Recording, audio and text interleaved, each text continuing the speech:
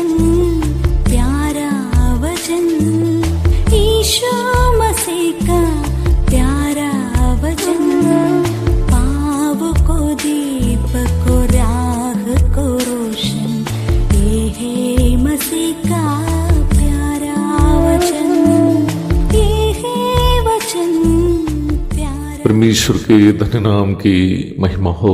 प्रभात मनन के सत्र 1969 में आप सभी का बहुत ही विनम्रता के साथ स्वागत करता हूँ। आइए आज के मनन के लिए हम पढ़ते हैं इब्रानी अध्याय 9 पद 6 और 7। ये वस्तुएं इस रीति से तैयार हो चुकी। पहले तंबू में याजक हर समय प्रवेश करके सेवा के कार्य संपन्न करते हैं, और दूसरे में केवल महायाजक वर्ष भर में एक ही बार जाता है और बिना लहू लिए नहीं जाता, जिससे वह अपने लिए और लोगों की भूल चूक के लिए चढ़ाता है। प्रारंभ में पढ़ी गई इन दोनों पदों में मिलाप वाला तंबू के दो भागों के बारे में स्पष्ट रूप में और तीसरा भाग के बारे में अस्पष्ट रूप में हम देखते हैं। पहला तंबू पवित्र स्थान को और दूसरा यहाँ परम पवित्र स्थान को सूचित करते हैं। यद्यपि आंगन का स्पष्ट जिक्र नहीं भी हो, बलि चढ़ाने का जिक्र आंगन की ओर इशारा करता है। इस्राएल के साधारण लोगों को तंबू के आंगन से आगे प्रवेश करने की अनुमति नहीं थी।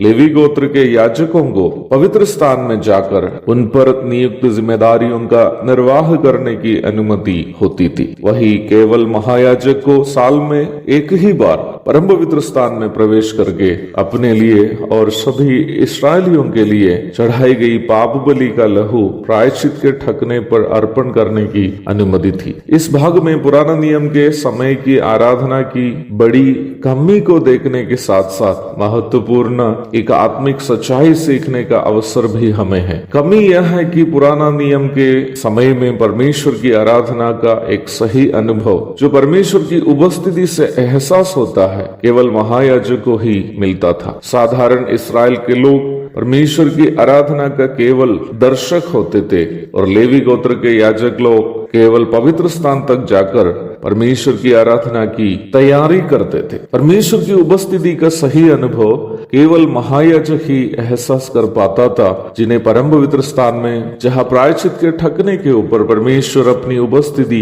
देता था। प्रभु यीशु मसीह की प्रायश्चित मृत्यु न केवल इस्राएल के जबकि सभी समूह से साधारण लोगों को भी परमेश्वर की आराधना करने और उनकी उपस्थिति का एहसास करने का स्वतंत्रता प्रदान किया। अलग करने वाला वो पर्दा जो यरूशलेम मंदिर में था, प्रभु की मृत्यु के दरमियान ऊपर से नीचे तक दो भाग में विभाजित हो गया। मत्ती 27:51। अब साधारण से साधारण लोगों को भी परम पवित्र स्थान तक प्रवेश संभव हो गया। हमें परमेश्वर तक पहुंचाने के लिए कोई पुरोहित, पादरी, पंडित, पुजारी की आवश्यकता अब नहीं है। उद्धार प्राप्त सभी मसीही विश्वासी परमेश्वर की आराधना स्वयं करने का स्वतंत्रता अब प्राप्त है। पहला पत्रस 2:9। सभी उद्धार प्राप्त विश्वासी परमेश्वर की आराधना करने का स्वतंत्रता रखने वाला पुरोहित हो गया, परंतु कितने लोग परमेश्वर की आराधना का सही एहसास अर्थात परमेश्वर की उपस्थिति का एहसास अपने जीवन में अनुभव कर पाते हैं?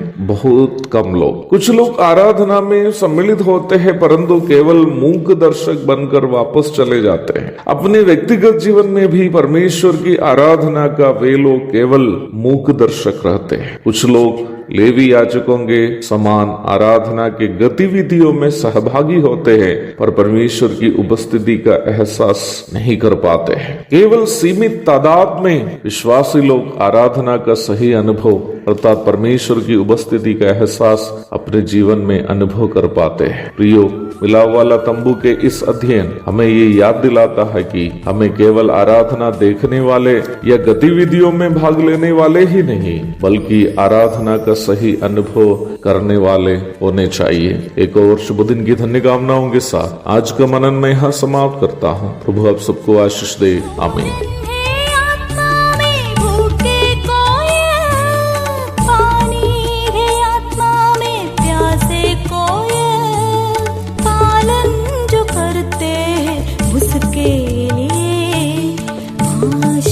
पाने का साधन है ये है वचन, प्यारा वचन, ईशो मसीह का प्यारा वचन।